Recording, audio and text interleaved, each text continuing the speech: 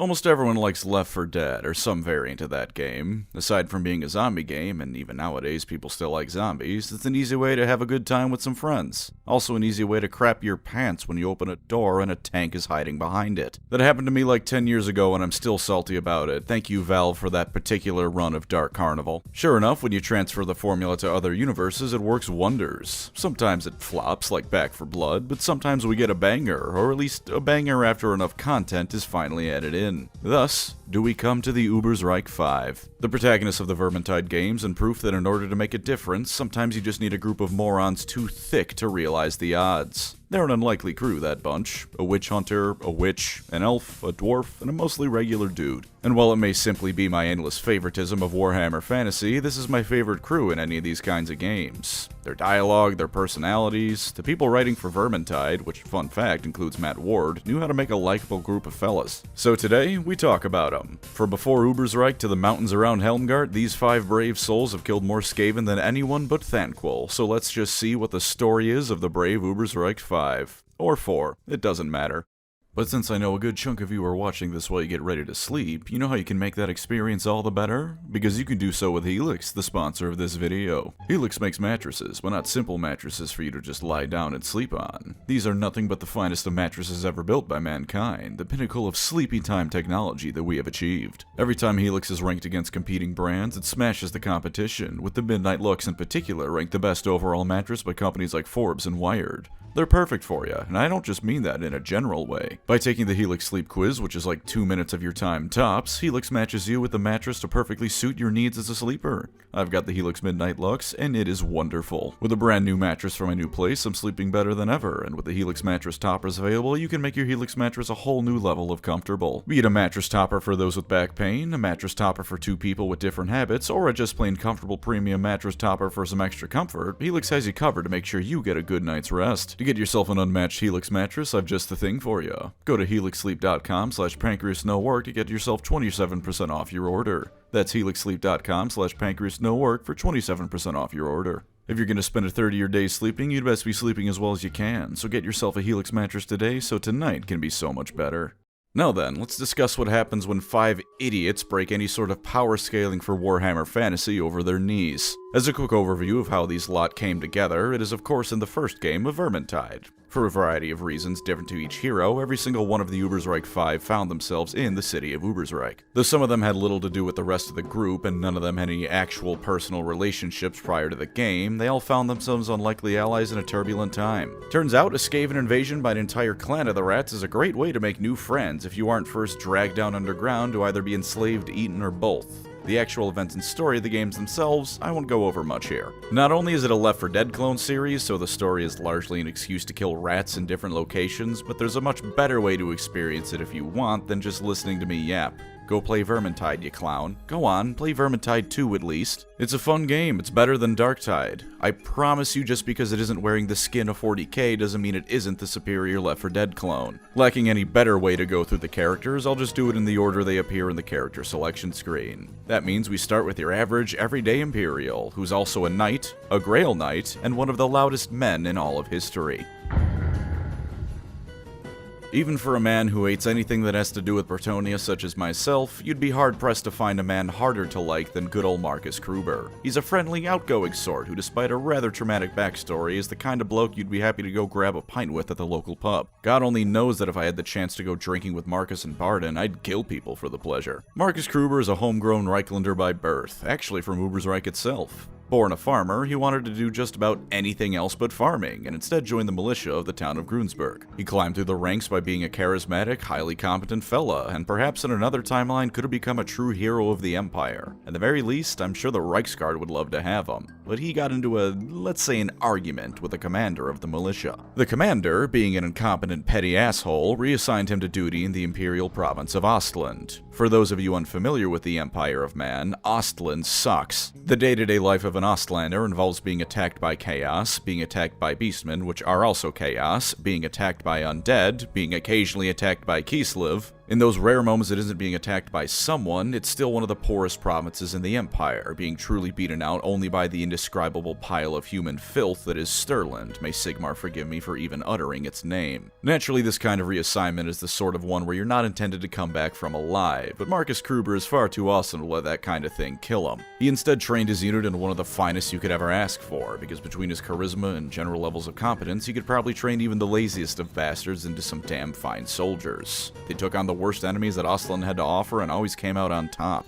Norskins, beastmen, bandits, probably other Imperials on occasion. There was nothing that could keep Markus and his lads down. Until, of course, the vampire counts caused a ruckus. Little bit of trivia for you here. Apparently the Empire of Man doesn't number battles at the location known as Hel Fen anymore. At least according to Kruber, this isn't for an insidious big brother reason, but because they're worried if they number them, then vampires will be encouraged to try harder to make their battle the one that succeeds. As for the area itself, it's a dreary, dismal swamp located in Sylvania, where vampires rule the living and death magic runs wild. During a battle here, Markus and his unit were part of the fighting when an older gentleman walked up to their line. This was, of course, a necromancer who proceeded to cast a giant purple orb. This was the Purple Sun of Xerius, which in Total Warhammer is a powerful vortex spell, and from my understanding of old Warhammer fantasy, a great way to get called a slur as you erase someone's strongest model if they fail a single initiative test. Exactly one person survived this entire affair, Markus Kruber, who lived because he was pushed out of the way of the attack by a man who was turned into dust in front of him. Rather understandably, he requested to leave the military after this, because trauma doesn't even begin to describe that, but he was denied because the Empire always needs more capable soldiers. Sometime after this, however, he was recruited into the service of one Victor Saltzpyre, witch hunter extraordinaire, and soon to be escorting the bright wizard Sienna Fuegonassus to trial for heresy. Markus heads together with him to the trial, which of course takes him to the city of Ubersreik, and then the game happens and Markus discovers he, alongside his 5 new companions, are perhaps the best people on the planet at killing Skaven, with the possible exceptions of Gotrek, Felix, and of course Thanquol. But that last one doesn't really count, because no one's as good at getting Skaven killed as Thanquol is. Of course, Markus Kruber isn't just a Ratman killer. As it turns out in Vermintide 2, he may have come from farmers, but going back far enough, one of those farmers was nothing less than a Grail Knight that decided to settle down in the Empire. Discovering his true name of Markus de Mandalot, and no, I will not learn how to say those words properly, he supped from the cup of the Lady in the Lake and became a full-fledged Grail Knight. Usually there's a questing process involved in that, but I feel like we can all make the safe assumption that once your Skaven kill count enters the quintuple digits, the lady will also make the assumption that you're probably just worthy of it already. The transformation may have been deeply upsetting to Victor, but it only made Markus stronger. It should be noted that alternatively, Markus Kruber could have become a mercenary, become an Empire Foot Knight, which is basically the same thing as a Grail Knight but not magical, or become a Huntsman, which is his ranged focus class. Those are all canon choices, mind you, which I'll discuss when we get to Bardin. Well, with the Grail Knight promotion, Markus is of course now a big fan of the Lady of the Lake. Prior to that, he was a dedicated worshipper of the gods TAAL and Raya, the nature deities for most of mankind in fantasy. As a farmer by trade and someone experienced with traveling the wooded forests of Ostland, giving praise to them is a logical move. If you play Vermintide, you will no doubt notice his TAAL worship, as him screaming "By TAAL" is an audio line that I'm pretty sure is always at full volume, even if you turn down your audio settings. As a person, Markus Kruber is the classic standard guy of the Ubersreik 5. His companions are a wizard, a witch hunter, a dwarf, and an elf, one of the weirder elves for that matter. He's an experienced soldier, but that's just the standard career path of most Warhammer characters that aren't background footnotes. Even as a Grail Knight, the worst that's happened to him is he's gotten himself a bit of an ego, calling Victor a peasant and saying he outranks him now. On that note, he might just be giving Saltzpyre a hard time because he finds it funny. He also keeps trying to pull off a Bretonnian/French accent, which Kerillian begs him to try in a Bretonnian tavern so she can watch him get the shit kicked out of him. For all his bravery, he's just a person.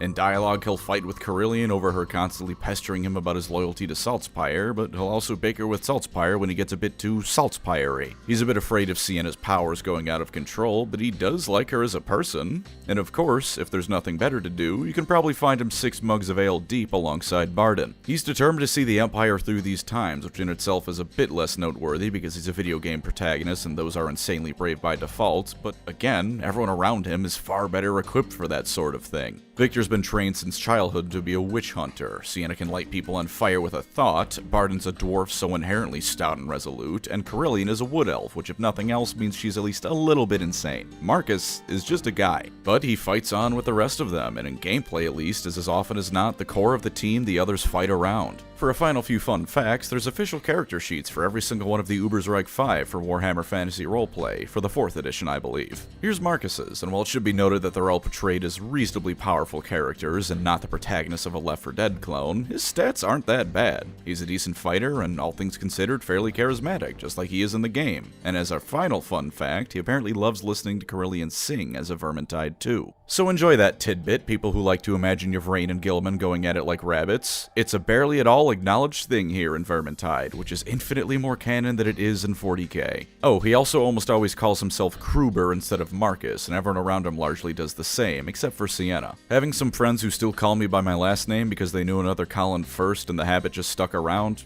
I get it. Alright, final fun fact now. Kruber dislikes Karl Franz because he thinks Karl Franz is spending all of the tax money on hats when he should be using it to give everyone magical swords like he has. Karl Franz also apparently stole a hat from Kruber once by way of abusing his power as the Emperor to do so. This is clearly seething and coping about a misunderstanding from an otherwise stand-up guy, or alternatively, anything Karl Franz does is morally right by default, so him stealing that hat from Kruber was a good thing to do.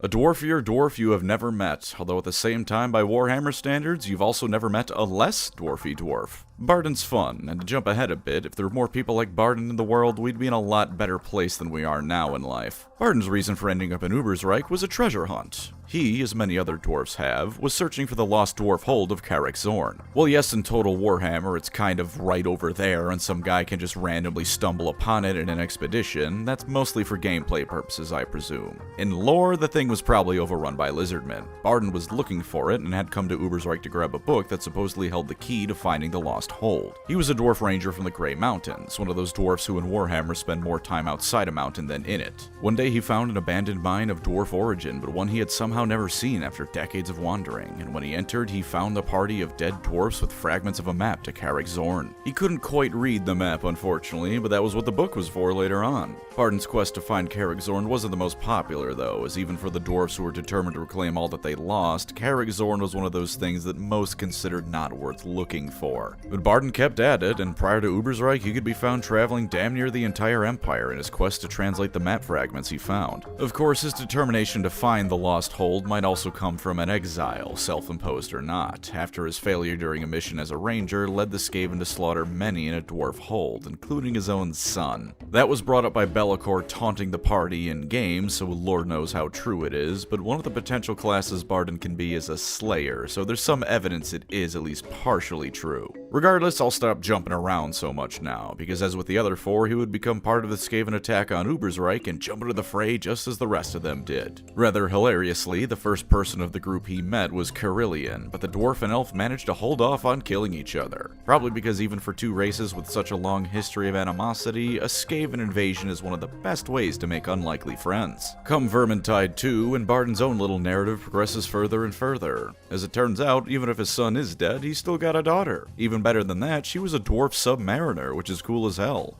In one mission, you eventually rescue her even, or at least I think it was rescuing her. She talks to you in the party over tubes, and it's hard to hear her over the non-stop Skaven and Chaos Warrior assault, but at the end of the day, it seems she sometimes visits Helmgart to chat with her pa. Even had a bit of a return to his roots at some point as well. As a ranger, Bardin was always a bit of an outsider amongst dwarfs, even ignoring the exile thing. No truly proper dwarf, after all, would willingly spend most of their time above ground. And in Warhammer, dwarfs also aren't the biggest fans of new tech. It isn't Mechanicus levels where innovation gets you killed, but it's more so if you don't spend 500 years in the blueprint stages, everyone's gonna be really judgmental of you. If something actually goes wrong with it though, then you're expected to kill yourself. Bardin used to be on the path to become an engineer in the footsteps of his uncle, but his uncle ended up taking the Slayer Oath for some unfortunate shenanigans, and Bardin instead joined the ranks of the Ironbreakers for a bit. But since he's now living with humans and an elf, Bardin figured to hell with it. I'm making a minigun. He tinkered, and sure enough, the Outcast Engineer DLC is him doing just that. Alternatively, sometimes he's sticking true to his ranger roots, sometimes he's an Ironbreaker again, and sometimes he's taking the Slayer Oath as a result of his past shame with his son and all that. Those of you familiar are likely screaming that's not how the Slayer Oath works, and you're right. That's a one and done deal. Once you're a Slayer, you're one until you die. As it turns out though, the Ubersreik 5 are a bit cursed, blessed, or both.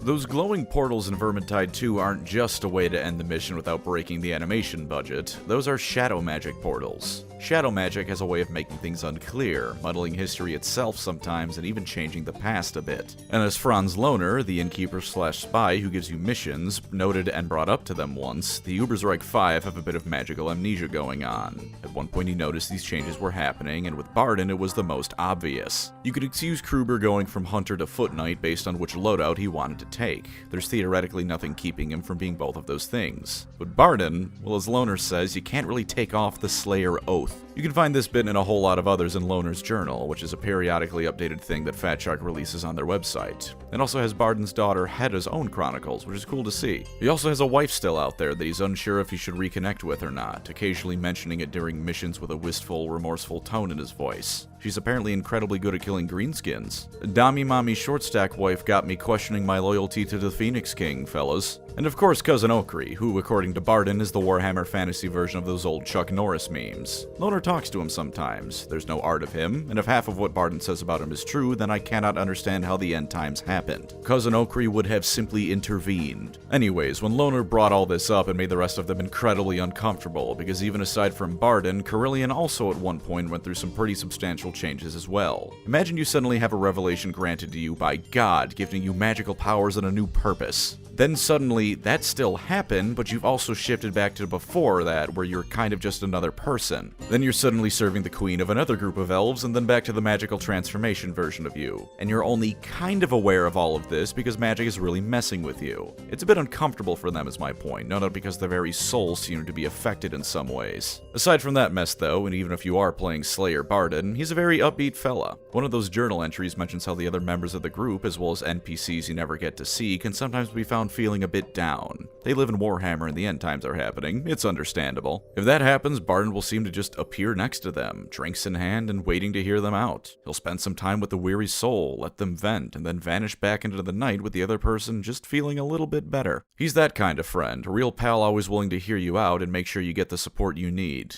If we had more Bardins, the world really would be a better place. Bardin does have one crucial character flaw, however, and no, it's not whatever happened that led to his son dying. As Left 4 Dead style game, the characters will naturally call out whenever a special enemy is approaching. They'll say Rattling Gunner when there's a Rattling Gunner, stuff like that. Sometimes they might say Assassin Rat if it's a gutter runner, but that's still a clearly defined enemy. I know what Assassin Rat is, that's very simple. And then Bardin goes, there's a Rekagomungul, and I just have to sit there wondering if I heard that right, if all those years of listening to my headphones on full blast have finally caught up to me or not. Bardin, I don't know what these words mean, I don't speak Khazalid. What's funny is most dwarfs in Warhammer don't speak Khazalid around non-dwarfs. They're a secretive people and that extends to their language. But even around people he's just met, Bardin is speaking it left, right, and center, which can be a problem in-game. I'll hear the words, there's a Raga Bulginglor, and I have to sit there trying to figure out what the hell that could possibly mean before I turn a corner and suddenly there's a rat ogre pushing my shit in. I don't know what you're saying, Bardin. Please stop shouting nonsense at me. As a final note, Slayer Bardin. The whole thing with their memories, careers, and souls being changed by some higher power or magic is a fun way to explain switching your classes in Vermintide. But none of that matters. What matters is that you, as a person playing Slayer Bardin, nut up and leap into every single patrol you find on the map. I don't care that it's making the team fight unnecessary battles, or a waste of time and resources, or that you're throwing the game, Colin. Grimnir demands a worthy death, goddammit. You aren't throwing the game, you're being lore accurate to a Slayer, and if the run ends there, that's simply Grimnir's will being fulfilled.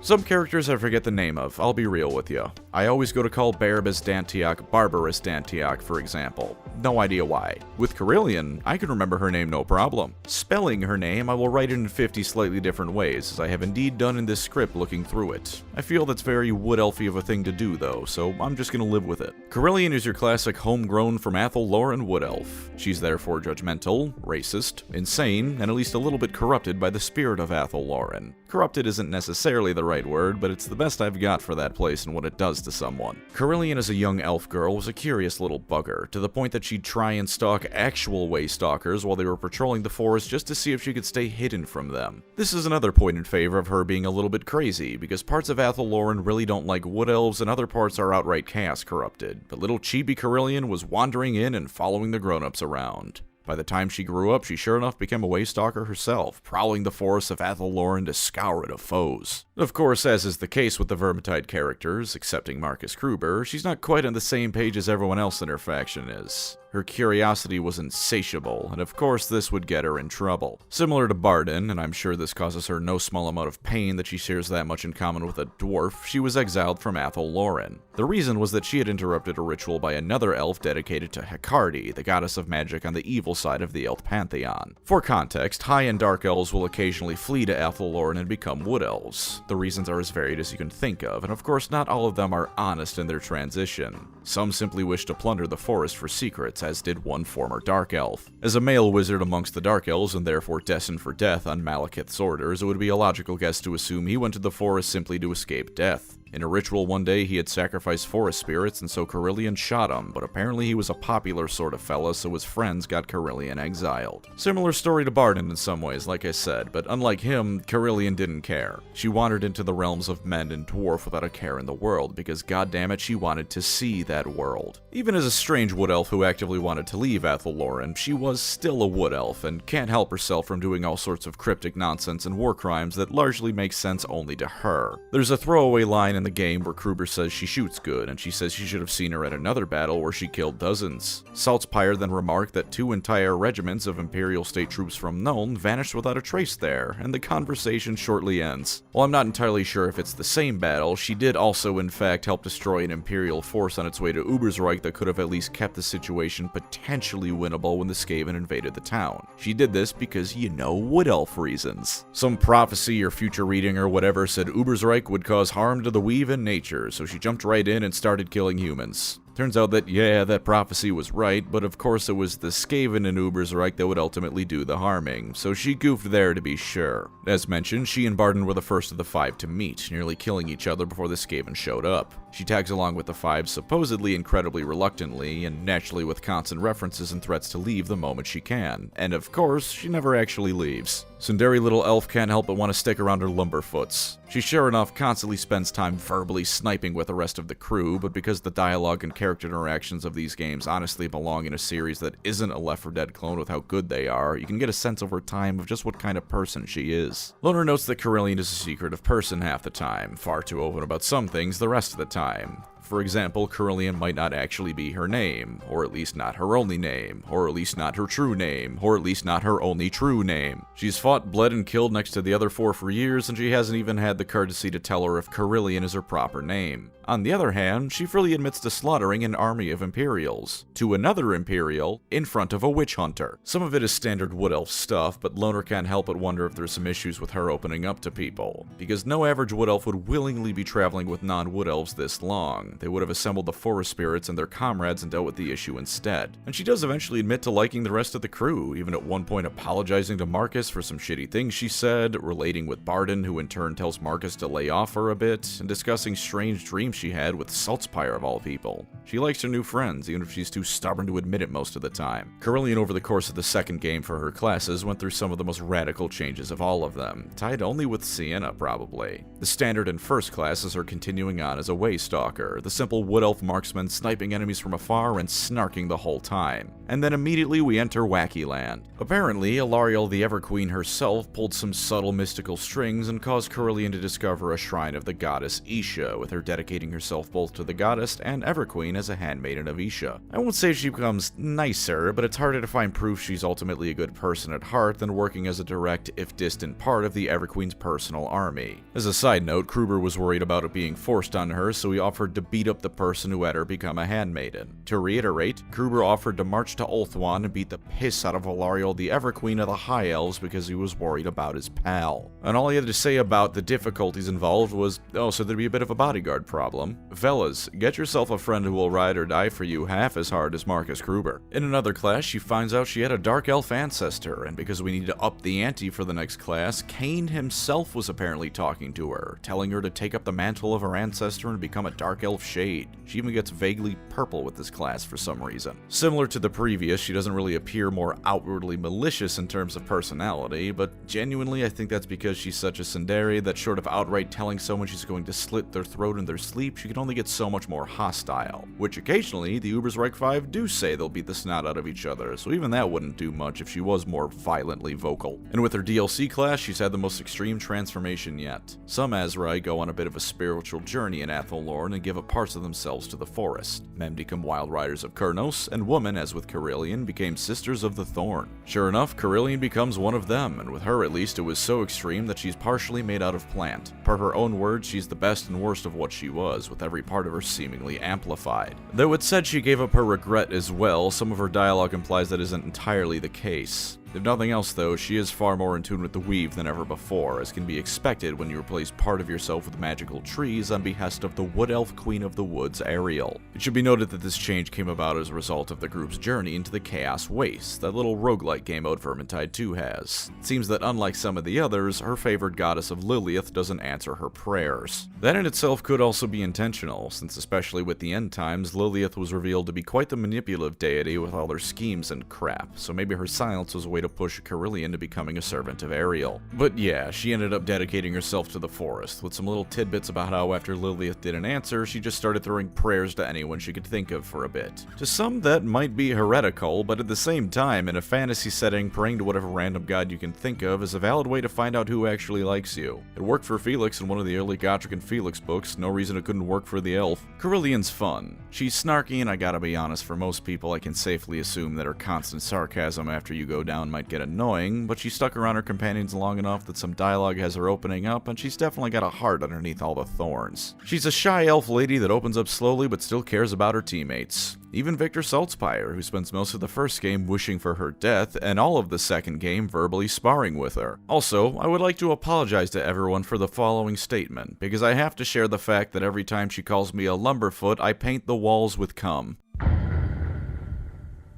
Blessed Sigma. With that out of the way, behold the witch-hunteriest witch hunter to ever hunt witches. Born the son of a blacksmith, a witch hunter one day took notice of him and thought he might make a good candidate to become one himself. The guy was right, because Victor passed the trials to become a witch hunter with flying colors. Not much is said about Victor's experience specifically, but the Witch Hunter Handbook talks about how grueling those trials are, so Victor was proving himself a badass even before he began his career proper. For a while, he was just another witch hunter, certainly an especially dedicated one, but nothing made him stand out too much. Until one day, he was investigating some shenanigans with a vampire, specifically the thrall of one, who was an influential mayor within the Empire and was getting his daughter to also become a thrall. So far so standard when it comes to the vampire counts, but this fine example of Imperial society was also double-dealing by trading Warpstone with the Skaven as well. When Victor tracked him down, the Skaven naturally followed, as wherever Warpstone is, so too can they be found eventually. The details of the incident are unclear as well, although in this case it seems that because Saltzpyre is repressing exactly what went down, especially with whatever fate the mayor's daughter suffered. The end result was a victory, however, as while he lost an eye, he remained alive to properly trial and sentence the mayor to death. That by the book's attitude is a trait you should take note of, by the way, as I'll be discussing it again. After this incident, he became obsessed with the Skaven, and much like the rest of the five except for Kruber, became a little bit ostracized from the rest of the Order of the Silver Hammer as a result. The Skaven's existence was never revealed to him, as it's officially something that isn't a thing in the Empire, and this enraged Victor. He wanted these ratmen dead immediately, and though he received little if any support from his colleagues, he dedicated himself to purging the ratmen wherever he could find them. And he, unlike almost any other Imperial, was actively looking for the Skaven, and by virtue of him being a playable character, we can assume he did good work to get to that point. The witch hunters generally don't suffer incompetency in their ranks, so even if they disapproved of his chosen specialty, they couldn't fault his results enough to exile or kill him. By the time of Vermintide 1, he was doing one of his rare non-Skaven-related activities by escorting Sienna to face trial for supposed murder, with Kruber as his bodyguard.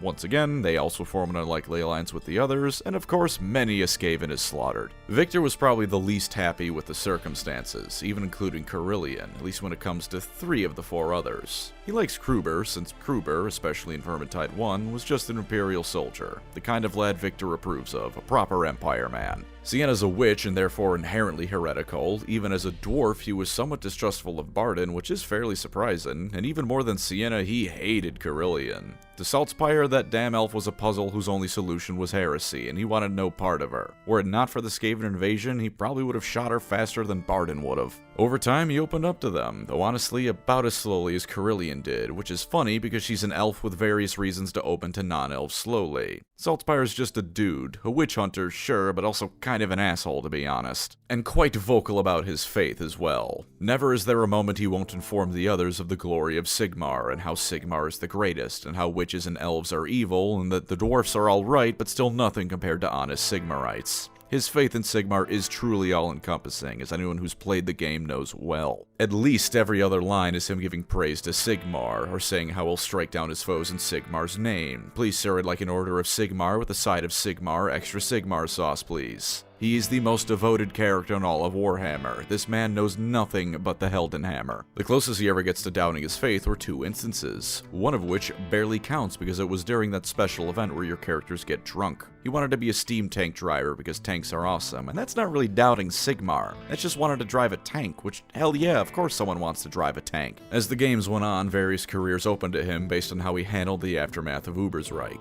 His starting one is becoming a witch hunter captain, both because of his stellar service and because with the end times happening, the witch hunters were just promoting everyone they could to replace losses. Another option is the bounty hunter class, where he essentially becomes a free agent. He's technically still a witch hunter, but he largely does mercenary work when not on a mission to fund his war against the Ratmen. Alternatively, he could become a flagellant, those poor souls who believe doom is around the corner and faith in Sigmar is the only possible option left. Not that far from what he was already, but now he's half naked and totally insane about it. And his DLC career and the final option for him is to become a warrior priest of Sigmar. The second time Saltzpyre's faith was found just a bit wanting was his own perspective during the Chaos Waste missions. The entire thing was his idea to reach a shrine deep in the waste where you could supposedly commune directly with the gods, and no, not just the Chaos ones. Bellacor's taunts to him involved questioning his faith, and some of Saltzpyre's voice lines did seem to indicate doubt. Unlike Kerillian though, it would seem that Sigmar decided to answer Saltzpyre, given his utter dedication beyond any other. After all, it's only human to doubt. Becoming a human capable of channeling divine magic, Saltzpyre now serves the witch hunters as a warrior priest of Sigmar, bringing forth divine power to smash his foes down, be they Norskin or Skaven. Unfortunately for Bardin, this and the Grail Knight class are both the melee-only class like the Slayer, but better in every way, which, while demands a page in the book, no doubt gives Victor some amount of smug satisfaction. As a person, over the games his icy heart did thaw, if only a bit. He sees Kruber as a genuine friend, got at least a bit used to Bardin's seemingly endless cheer, has brought himself down to only spying on Kerillian instead of planning to kill her, and even tolerates Sienna and her witchery. He's not kind, not truly anyways, but he sees it as a harsh necessity, and as a witch hunter active during the literal end of the world, I find it hard to completely blame him for the attitude. As I said earlier, Saltzpyre even confided in Kerillian when he had dreams of presumably the end times as well, an amount of trust towards a wood elf few if any other witch hunters would ever show. Sienna says he's a big old soft on the inside, which while I'm not totally sure on, he did adopt a cat as shown in some of Loner's journal entries. He feeds it scraps and I'm sure at least on occasion bits of dead Skaven. Oddly cute, the whole affair. And it should be noted that when he was taking Sienna in before Vermintide 1, he was genuinely going to have her tried properly. You can say what you want about the Empire killing mages and whether or not Sienna might have deserved it, but he's not the kind of witch hunter to take matters into his own hands in a way that breaks the spirit of his office. He will see any potential criminal or heretic tried and convicted 100% legally, including the mayor from his backstory that he saw outright dealing with Skaven and vampires firsthand. At his worst, he can be a monster, but he's a monster that will see his duty done properly and without innocent lives wasted, if only because, like the Emperor over in 40k, the lives of the not-Germans are Sigmar's currency to be spent well. He even regrets what's happened to Sienna with her own DLC class, avoiding her so he doesn't have to confront her, and saying that if she finally snaps, he'll grant her a painless death. In Warhammer, that's damn near as close to someone like him can come to being nice, and I admire him for it a bit. He has his principles and he'll stick to them, but he'll make exception not for his friends, but for proven comrades and allies who do good work and he knows he can trust. And of course, if you need a man in your corner, you can do no better than him if you can get him on your side. When I mentioned he doubted Sigmar a bit earlier, I meant a bit. A tiny, tiny bit. He's another ride or die, although in Victor's case he's a lot more likely to kill for you than die for you.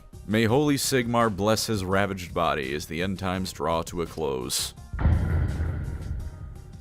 I couldn't figure out if I should make a reference to Johnny Storm, Yang from Ruby, or a RimWorld Pyromaniac here, so pretend I referenced all of them organically, so 3 different kinds of people can soyjack point at their screens for me having brought them up. Anyways, Sienna is a bright wizard, a mage with a connection and ability to easily wield Akshi, the Wind of Fire. Having been born in the nation of Astalia, she was sent to the Empire as a child to be taught how to harness her abilities. That, and she might have been at risk of being killed for being a witch, where at least in the Empire, magical children are almost always taught how to be wizards and whatnot first. She was taught by a fella named Rambler, a shadow wizard. Unfortunately, Rambler's main method of teaching appeared to be beating Sienna over the head, which eventually resulted in her losing control and burning him alive. In spite of this, she did apparently continue learning at the colleges of magic in Altdorf, although her bad habits only grew. She didn't just wield fire, she loved fire. She really was a RimWorld Pyromaniac pawn, although unless you're modding the game, those assholes aren't wizards attuned to fire magic. She'd always try to make the brightest fire, the most explosive fireball. The Bright College, to be sure, encourages their students to be passionate, since the Wind of Fire does cause their tempers to flare, but there's passion, and then there's lighting forest fires because you like to watch shit burn.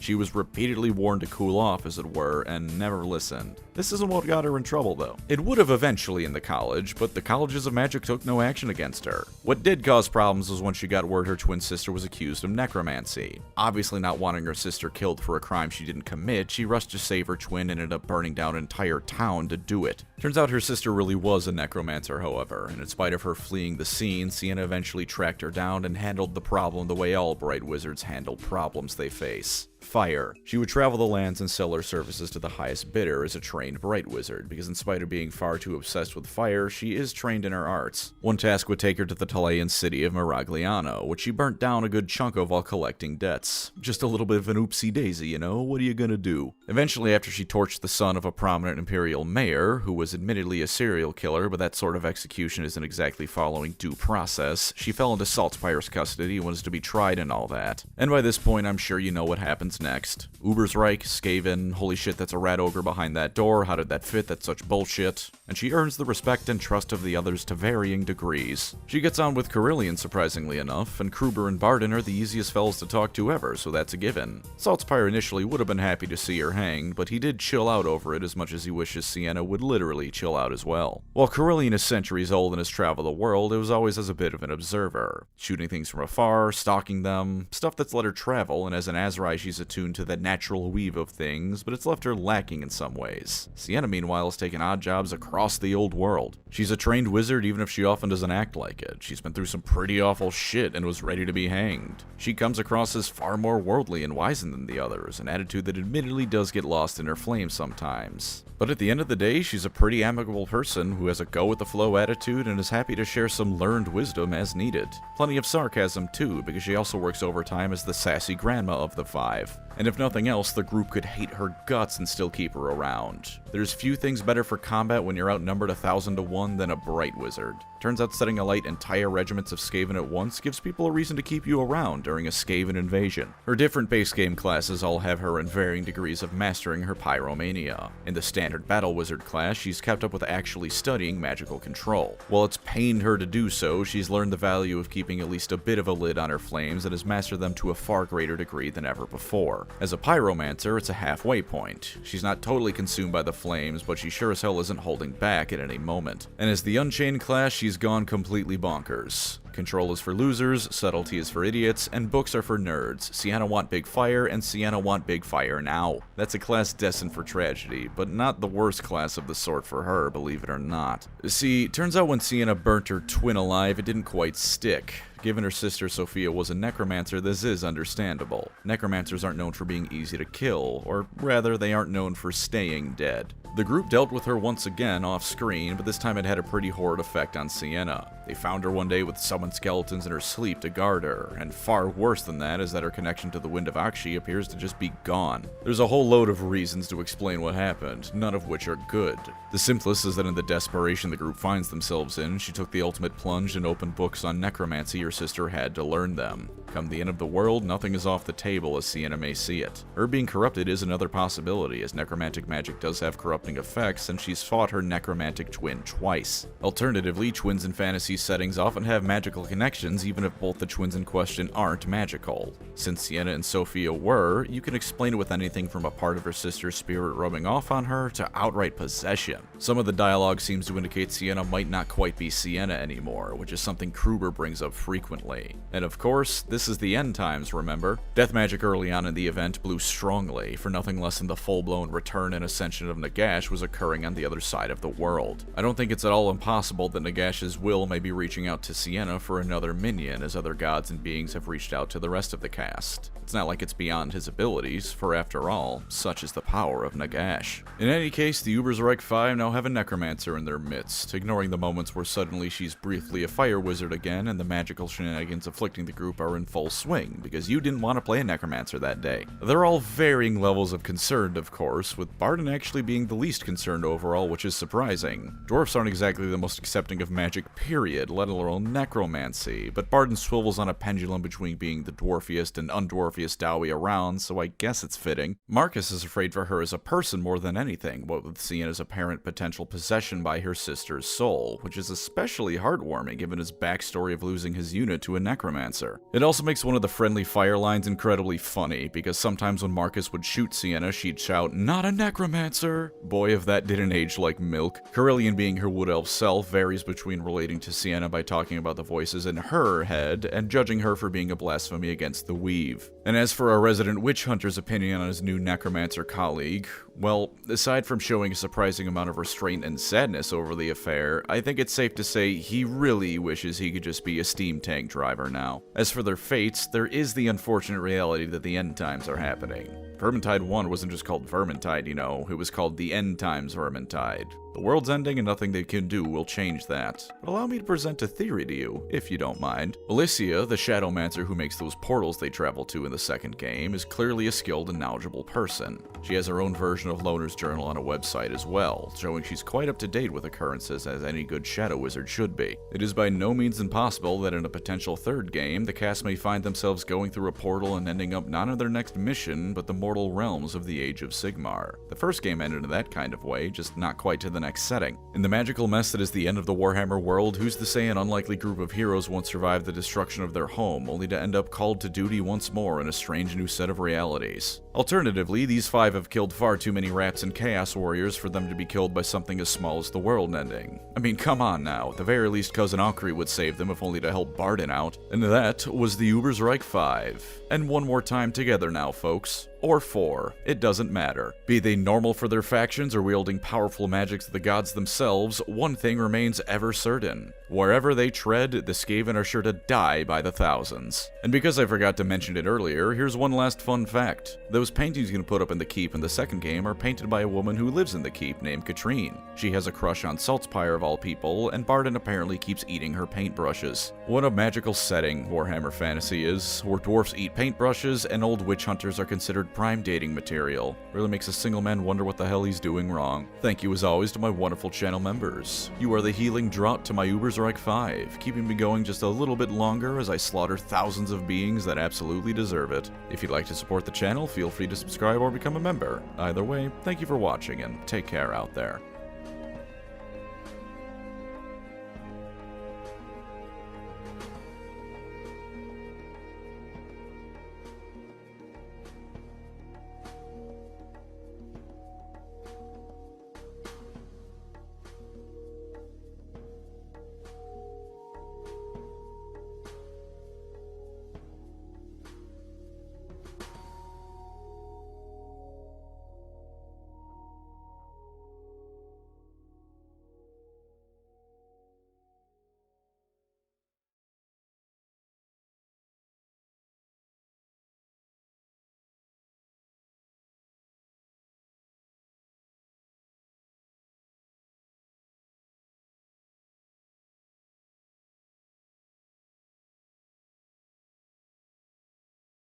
You cannot understand the amount of bodies I would stack in order to sniff Kerillian's feet. Holy fuck, dude. She's like the ultimate combination of a Hello Kitty, goth, astrology, and weird crystal girls. I need Azrai pussy so bad.